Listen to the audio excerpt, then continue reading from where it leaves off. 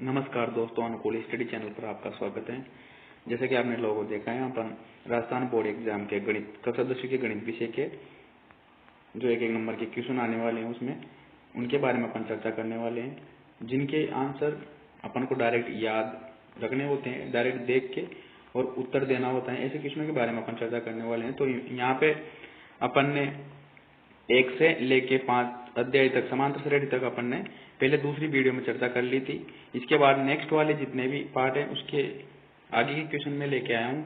आपने वो वीडियो नहीं देखी हो तो उसको जाके देख सकते हो।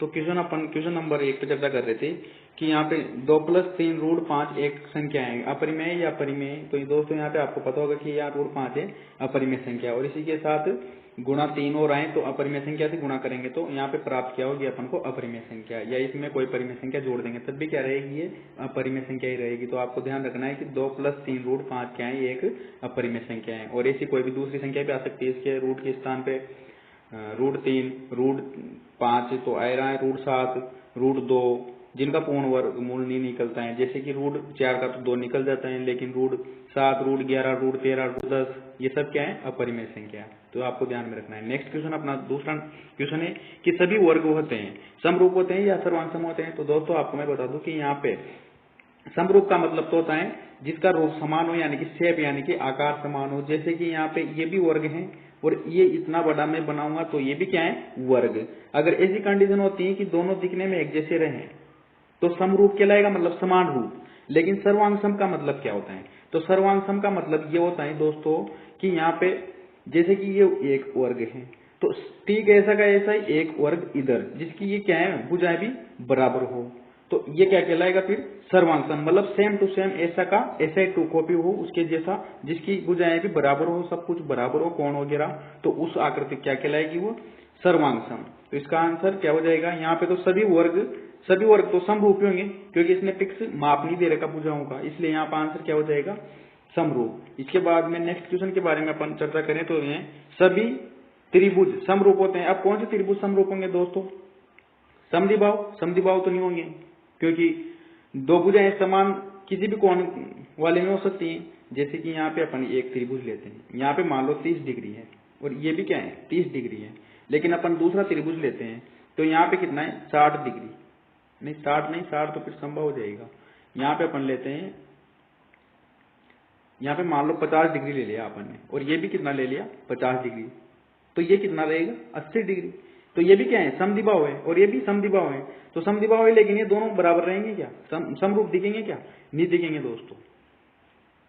तो यहाँ पे क्यों नहीं दिखेंगे, क्योंकि यहाँ पे भुजाओं की लंबाइयां जो है वो बराबर नहीं रहेगी, अलग अलग हो जाएगी। इसी कंडीशन में क्या होगा, जब यहाँ पे कोणों का अनुपात समान नहीं रहेगा तो ये क्या नहीं रहेंगे, समरूप नहीं रहेंगे। कौन से त्रिभुज समरूप हो जाएंगे, यहाँ पे समबाहु त्रिभुज जो है वो अपने क्या हो जाएंगे, समरूप हो जाएंगे। तो इसका आंसर हो जाएगा समबाहु त्रिभुज समरूप दिखेंगे, क्योंकि उसमें तीनों कोणों का मान कितना होता है, 60 डिग्री होता है दोस्तों। इसके बाद में नेक्स्ट क्वेश्चन के बारे में अपन चर्चा करें, दो समरूप त्रिभुजों की भुजाओं का अनुपात। ये इंपोर्टेंट क्वेश्चन है दोस्तों, इसको अच्छे से देख लेना कि दो समरूप त्रिभुजों की भुजाओं का अनुपात अपन को दिया हुआ है और उन त्रिभुजों का क्षेत्रफल का अनुपात पूछे तो उन भुजाओं को क्या करना है, अपन को वर्ग करना है। जैसे कि मैंने यहाँ पे कर रखा है कि 4 का स्क्वायर 16 और 9 का स्क्वायर 81, ये क्या हो जाएगा, इसका क्षेत्रफलों का अनुपात हो जाएगा। इसके बाद में नेक्स्ट इसका उल्टा भी पूछ लेता है। नेक्स्ट क्वेश्चन वही है कि दो समरूप त्रिभुजों के क्षेत्रफल का अनुपात 25:49 है, तो इनकी भुजाओं का अनुपात क्या होगा। अब भुजाओं का अनुपात निकालते टाइम अपन क्या करेंगे कि इनका वर्गमूल निकालना है। जैसे भुजाओं का अनुपात दे रखा है तो इनका वर्गमूल निकाल देंगे, तो 25 का तो 5 हो जाएगा,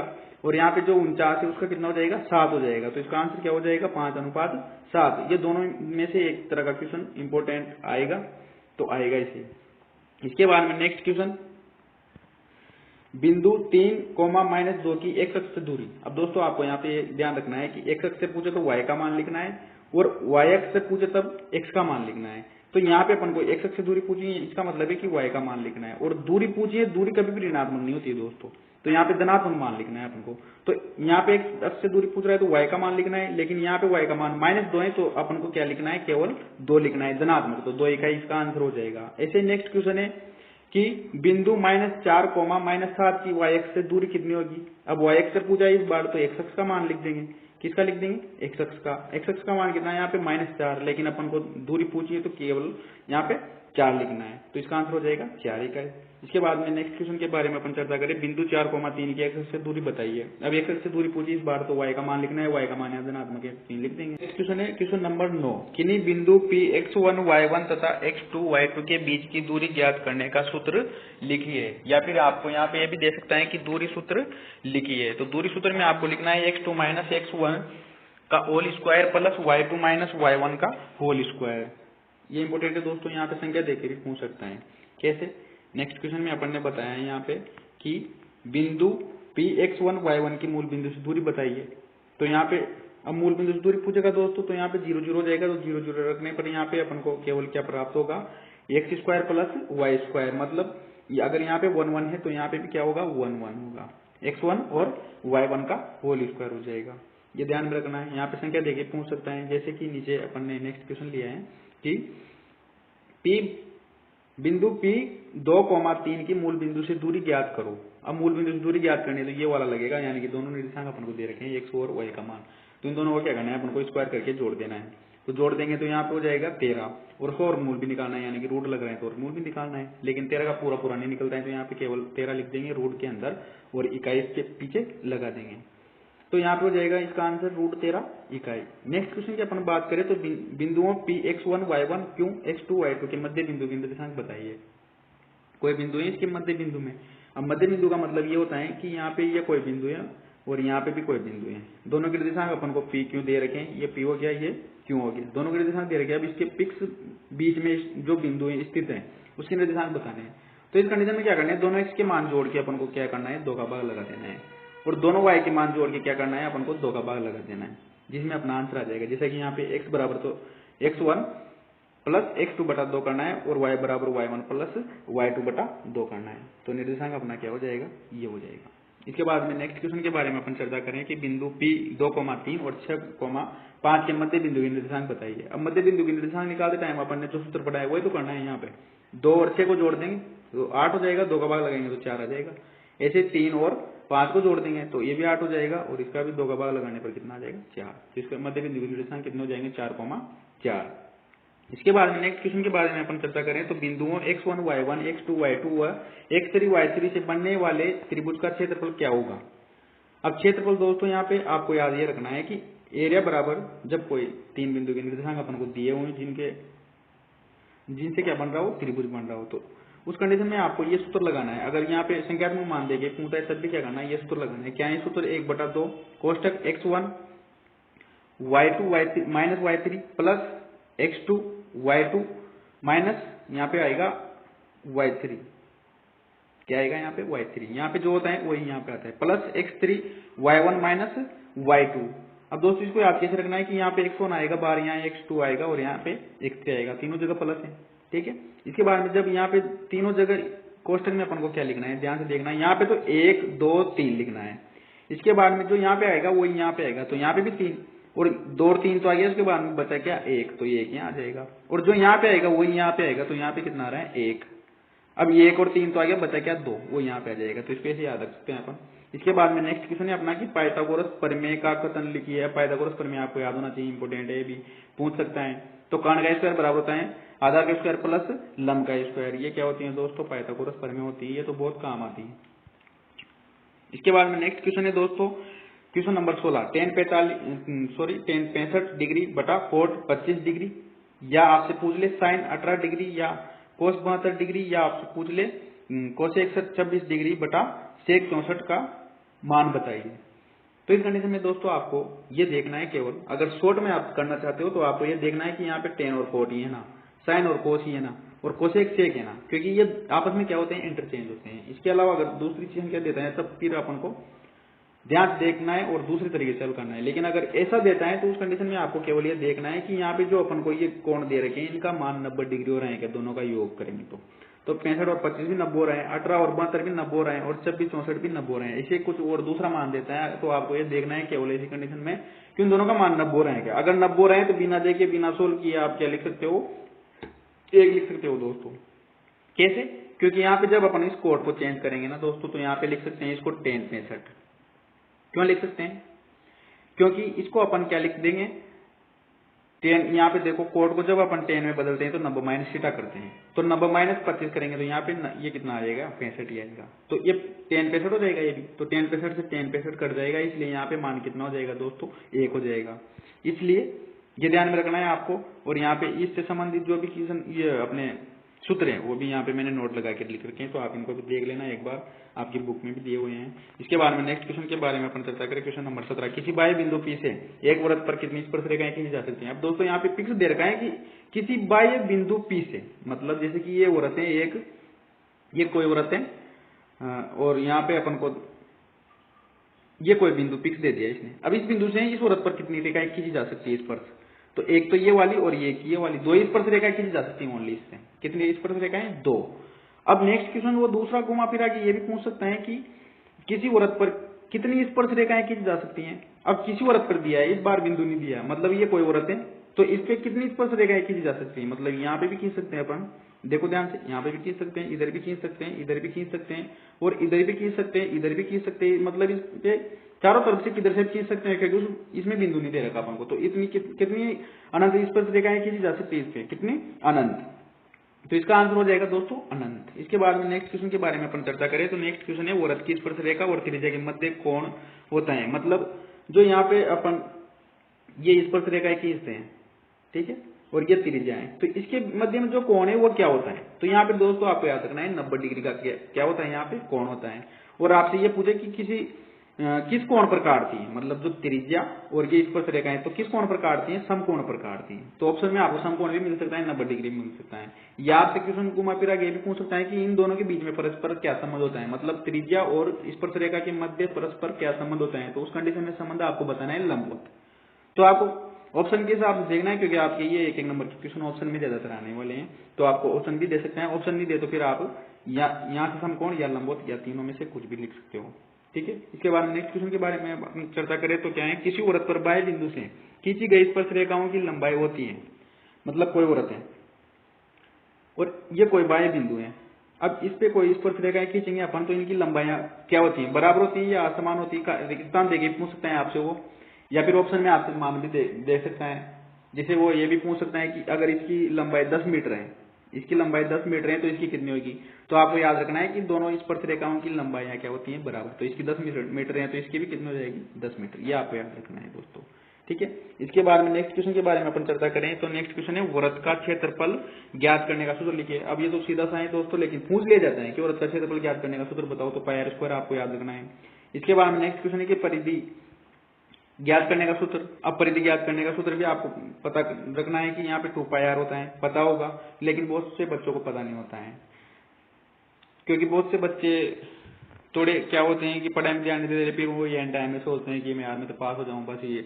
तो उन लोगों के लिए तो ये ज्यादातर इंपोर्टेंट वीडियो है, और जो पहले बनाई थी वो दोनों वीडियो आप देख सकते हो, और इसकी पीडीएफ भी हमारे टेलीग्राम चैनल पर मिल जाएगी दोस्तों। उसमें पासवर्ड लगे हुए हैं, तो पासवर्ड है यहाँ पे अनुकूल, क्या है, अनुकूल, ये इसके पासवर्ड है दोस्तों पीडीएफ के। और आपको टेलीग्राम जो चैनल बना हुआ है अनुकूल स्टडी, उस पे ये चीजें मिल जाएगी दोस्तों, आप वहां पे जाके देख सकते हो और वहां से डाउनलोड कर सकते हो इस पीडीएफ को। और समझ में नहीं आए तो कमेंट बॉक्स में आप कमेंट भी कर सकते हो। इसके बारे में नेक्स्ट क्वेश्चन के बारे में अपन चर्चा करें कि त्रिज्या आर वाले वृत्त के थीटा कोण वाले त्रिज्या खंड की चाप की लंबाई क्या होगी। अब चाप की लंबाई पूछी इस बार, तो चाप की लंबाई में 2 पाई आर और गुणा थीटा बटा 360 हो जाएगा। इसके बाद में नेक्स्ट क्वेश्चन के बारे में अपन चर्चा करें तो नेक्स्ट क्वेश्चन है यहाँ पे त्रिज्या आर वाले वृत्त के थीटा कोण वाले त्रिज्या खंड का क्षेत्रफल बताओ। अब इस बार क्या पूछा है, क्षेत्रफल। तो क्षेत्रफल पूछे तो दोस्तों आप जैसे आपको अब याद रखने के लिए मैं बता दूं यहाँ पे कि यहाँ पे अगर क्षेत्रफल पूछे तो आपको पता है कि यहाँ पे वृत्त का क्षेत्रफल क्या होता है, पाई स्क्वायर, और थीटा बटा 360 दोनों में आ रहा है, इसमें भी आ रहा है। तो चाप की लंबाई पूछे तो 2 पाई आर बताना है, और क्षेत्रफल पूछे त्रिज्या खंड का तो पाई आर स्क्वायर आएगा यहाँ पे, ये ध्यान रखना है, ठीक है। इसके बाद नेक्स्ट क्वेश्चन है कि एक चतुर्थांश का क्षेत्रफल बताओ, या वृत्त के चतुर्थांश का क्षेत्रफल बताओ। तो आपको ध्यान में रखना है कि वृत्त के चतुर्थांश का क्षेत्रफल क्या हो जाएगा। दोस्तों समझाने के लिए मैं यहाँ पे बता दूं कि ये कोई वृत्त है। अब चतुर्थांश का मतलब क्या होगा कि एक वृत्त के चौथे हिस्से का क्षेत्रफल, किसी भी चौथे हिस्से का क्षेत्रफल। तो पूरे वृत्त का क्या होता है, पाई आर स्क्वायर। अब इसमें 4 का भाग लगा देंगे क्योंकि 4 भाग हो रहे हैं, तो चौथा भाग आ जाएगा। तो यहाँ पे क्या हो जाएगा, इसका आंसर पाई आर स्क्वायर बटा 4। इसके बाद में नेक्स्ट क्वेश्चन के बारे में अपन चर्चा करें तो क्वेश्चन नंबर 26, किसी ये तो मिस हो गया, यहाँ से किसी दूसरा क्वेश्चन है क्वेश्चन नंबर 26, समांतर माध्य ज्ञात करने का सूत्र लिखिए। अब समांतर माध्य ज्ञात करने का सूत्र डायरेक्ट पूछ लिया जाता है, तो आपको याद रखना है क्या है कि x बार बराबर सिग्मा एफ आई एक्स आई बटा एफ सिग्मा एफ आई, या डायरेक्ट शॉर्ट में आपको याद रखना है सिग्मा एफ एक्स बटा एफ, फिर वहां पे आई तो लगा ही देना सबके। इसके बारे में नेक्स्ट क्वेश्चन के बारे में अपन चर्चा करें तो नेक्स्ट क्वेश्चन है दोस्तों यहाँ पे कि कल्पित माध्य ज्ञात करने का सूत्र लिखिए। अब कल्पित माध्य ज्ञात करने का सूत्र x बार, इसमें x क्या होता है, कल्पित होता है, कल्पित मान होता है, और d नया आ जाएगा, दो चीजें नया आ जाएगी इसमें, तो plus sigma F I D I और एफ आई हो जाएगा। x की जगह क्या आ जाएगा यहाँ पे d, और इसमें ए प्लस और जुड़ जाएगा दोस्तों, ठीक है। इसके बाद में नेक्स्ट क्वेश्चन के बारे में अपन चर्चा करें तो नेक्स्ट क्वेश्चन है अपना वर्गीकृत बारंबारता बहुलक ज्ञात करने का सूत्र लिखिए। अब वर्गीकृत कोई बारंबारता है तो उसका ज्ञात करने का सूत्र आपको पता होना चाहिए कि यहाँ पे क्या होता है, L plus F one minus F two बटा जो ऊपर होता है वही नीचे आता है यहाँ तक तो, लेकिन यहाँ पे दो गुणा हो जाता है, और जो गुणा होता है वही यहाँ पे इधर एफ टू आ जाता है, ये ध्यान रखना है, तीनों जगह माइनस आएगा और गुणा एच हो जाता है, तो ये भी आपको याद रखना है। इसके बाद में नेक्स्ट क्वेश्चन है अपना माध्य ज्ञात करने का सूत्र लिखिए। माध्य ज्ञात करने का सूत्र लिखिए, तो माध्य ज्ञात करने का सूत्र क्या हो जाएगा, एल प्लस, देखो अब यहाँ पे ध्यान रखना है कि एल प्लस दोनों में आएगा और गुणा एच भी लास्ट में दोनों में आएगा, लेकिन यहाँ पे कोष्टक में जो संख्या है वो चेंज हो जाएगी, एन बटा दो आएगा यहाँ पे तो, और माइनस सी एफ आएगा बटा ये पाएगा दोस्तों।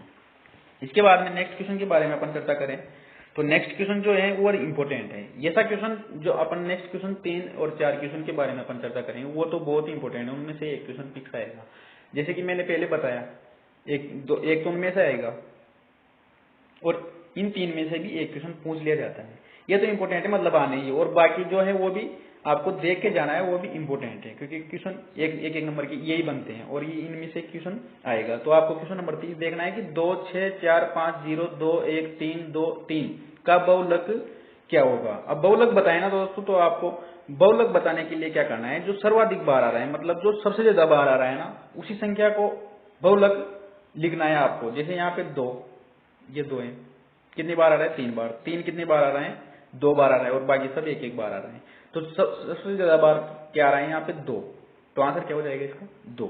इसके बाद में नेक्स्ट क्वेश्चन के बारे में अपन चर्चा करें तो बहुलक पूछेंगे तो क्या लिखोगे आप, जो भी सर्वाधिक बार आएगा उसको लिख देना, ठीक है। इसके बाद नेक्स्ट क्वेश्चन है 31, 7 3 5 3 4 का माध्य लिखिए।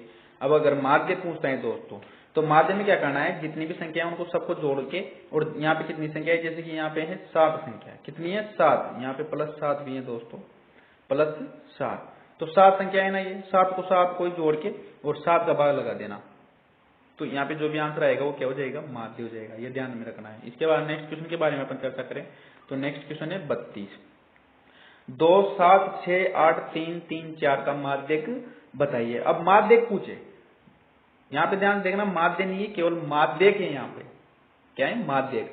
तो माध्यक में आपको क्या करना है, जो भी संख्या दी हुई उसको बढ़ते क्रम में जमाना है, मतलब 2 3 3 4 6 7 8, ये जो भी संख्या दी हुई थी इसको अपन ने क्या कर दिया, बढ़ते क्रम में जमा दिया, और इधर से भी जितनी संख्या बराबर बराबर छोड़नी है दोनों तरफ से, और जो बीच में बची, जैसे यहाँ पे 1 छोड़ा, फिर 1 छोड़ा, फिर 2 छोड़ा, 2 छोड़ा, फिर 3 छोड़ा, 3 छोड़ा, लास्ट में 1 बच गई, और एक कितना बचा हुआ है 4, ये क्या हो जाएगा दोस्तों, इसका माध्यक।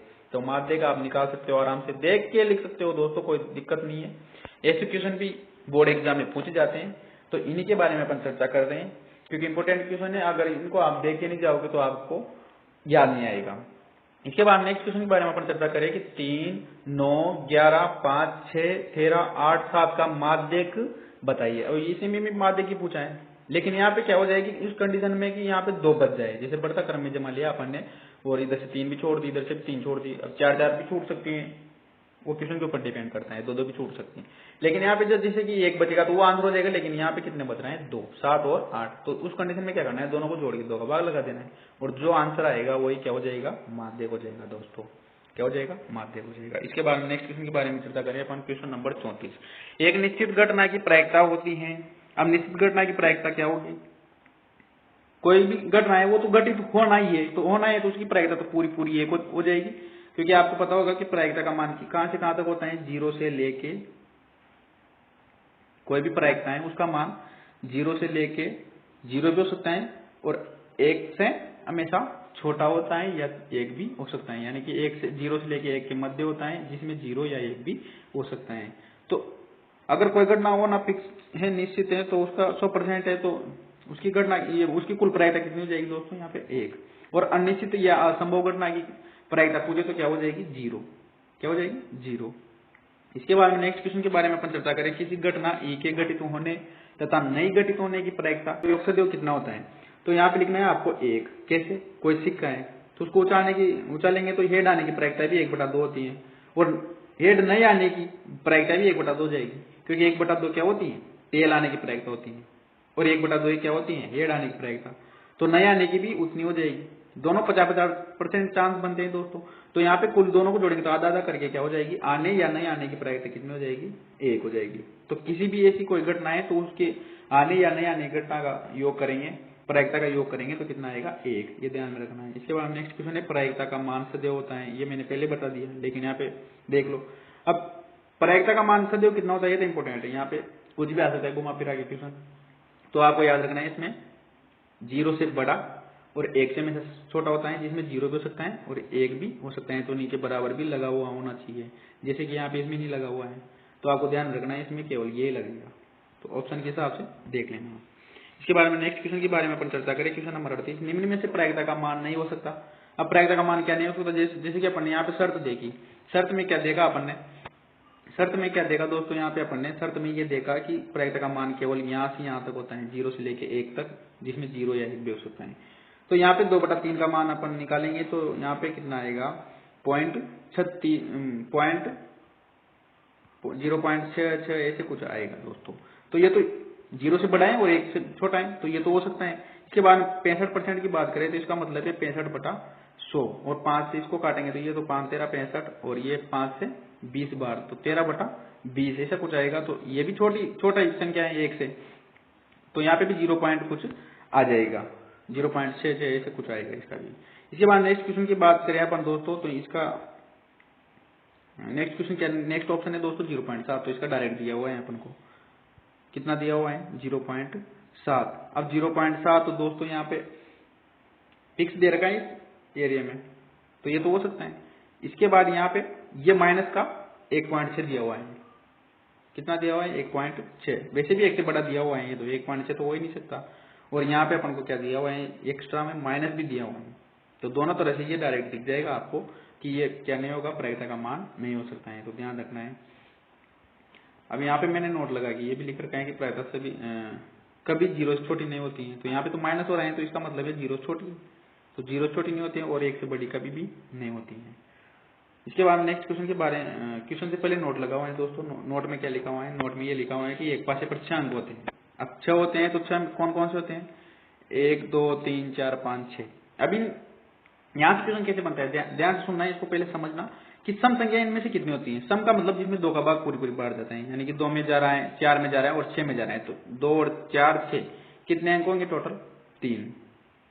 कितने अंक होंगे 3। ऐसे विषम अंक कितने हैं यहाँ पे, 1 में भी भाग नहीं जा रहा 2 का, और 3 में भी नहीं जा रहा, और 5 में भी नहीं जा रहा। तो जिसमें 2 का भाग नहीं जाता वो संख्या क्या होती है, विषम। तो कितनी संख्याओं में नहीं जा रहा, 3 में। तो ये संख्या विषम संख्या भी कितनी हो जाएगी, 3। इसके बाद में अभाज्य संख्या अंक कितने होते हैं, तो अभाज्य अंक, अभाज्य मतलब जिसमें केवल स्वयं का भाग जाए या एक का भाग जाए, वो संख्या क्या होगी, अभाज्य। अब 2 3 5 यहाँ पे भी कितनी है, 3। अभाज्य संख्या भी कितनी है, 3। एक को ध्यान में रखना है आपको, ये न तो अभाज्य होती है और न ही भाज्य होती है। यहाँ पे लिखा हुआ भी है कि एक जो है वो न तो भाज्य होती है न ही अभाज्य होती है। इसके बाद में भाज्य संख्याओं की अब अगर अपन बात करें तो यहाँ पे जिसमें किसी भी संख्या का भाग चला जाए, या स्वयं या एक को छोड़कर किसी भी संख्या का भाग चला जाए, वो क्या होती है, भाज्य। तो भाज्य केवल यहाँ पे 2 ही संख्या है, ये अलग ही है एक्स्ट्रा में, इसलिए यहाँ पे स्टार लगा के मैंने लिखा हुआ है कि भाज्य अंक होने की अंक कितने हैं। अब यहाँ से क्वेश्चन ऐसे बनता है कि सम अंक आने की प्रायिकता, विषम अंक आने की प्रायिकता, अभाज्य अंक आने की प्रायिकता, भाज्य अंक आने की प्रायिकता। तो प्रायिकता कैसे लिखेंगे अपन, देखो नीचे क्वेश्चन है, एक पासे पूछाने पर सम, देखो यहाँ पे सम पूछे, मैंने तीनों क्वेश्चन एक ही में कंप्लीट कर दी। कैसे, अगर सम पूछे या विषम पूछे या अभाज्य पूछे, संख्या आने की प्रायिकता पूछे, तो उस तीनों कंडीशन में क्या लिखनी है अपन को, 1/2 डायरेक्ट लिख देना है, या तो 3/6 करके आप 1 अगर आपको आता है अच्छे से कर सकते हो तो ये प्रायिकता बराबर लिखना अनुकूल परिणामों की संख्या, यानी कि इसके हिसाब से कि सम आने की प्रायिकता। तो सम संख्या कितनी होती है, 3 संख्या होती है, तो ऊपर कितना आ जाएगा 3। विषम भी 3 और अभाज्य भी 3, तो ऊपर तो कितना आ जाएगा 3। और नीचे क्या लिखते हैं अपन, कुल परिणामों की संख्या। तो 1 5 को गुजारने पर कितने निकाल सकते हैं, 6। तो कुल कितने हो जाएंगे, 6। और 3 से काटेंगे तो ऊपर तो 1 बार और नीचे 2 बार, तो इसकी प्रायिकता क्या हो जाएगी, 1/2। तो तीनों की पूछे सम, विषम या अभाज्य, तीनों की प्रायिकता में क्या लिखना है अपन को, 1/2। इसके बाद में नेक्स्ट क्वेश्चन की अपन चर्चा करें। एक क्वेश्चन और बनता है कि 1 5 को उचालने पर भाज्य अंक प्राप्त होने की प्रायिकता क्या होती है। अब भाज्य अंक होने की प्रायिकता, भाज्य मैंने बता दिया पहले कि भाज्य संख्या केवल 2 होती है, तो 2/6 हो जाएगा और 2 से काट देंगे, ऊपर 1 बार और नीचे 3 बार। तो इसका आंसर क्या हो जाएगा, 1/3। याद रखना है, डायरेक्ट याद रख सकते हो तो डायरेक्ट लिख सकते हो आप इनको। इसके बाद में इसके सारे क्वेश्चन कंप्लीट हो गए दोस्तों। ये तो ऐसे क्वेश्चन के बारे में अपन ने चर्चा करी है जिनका अपन आंसर क्या है डायरेक्ट देख के लिख सकते हैं। अगर आप चाहते हो कि और भी क्वेश्चन ऐसे लाएं या हल करने वाले जैसे एलसीएम वगैरह के हो गए, तो कमेंट बॉक्स में कमेंट करें, वैसे क्वेश्चन भी अपन ला सकते हैं दोस्तों। और कोई भी समस्या हो तो आप कमेंट बॉक्स में कमेंट्स कर सकते हो, और चैनल पर नए हो तो चैनल को सब्सक्राइब जरूर करें दोस्तों, और वीडियो पसंद आए हो तो लाइक करें। धन्यवाद।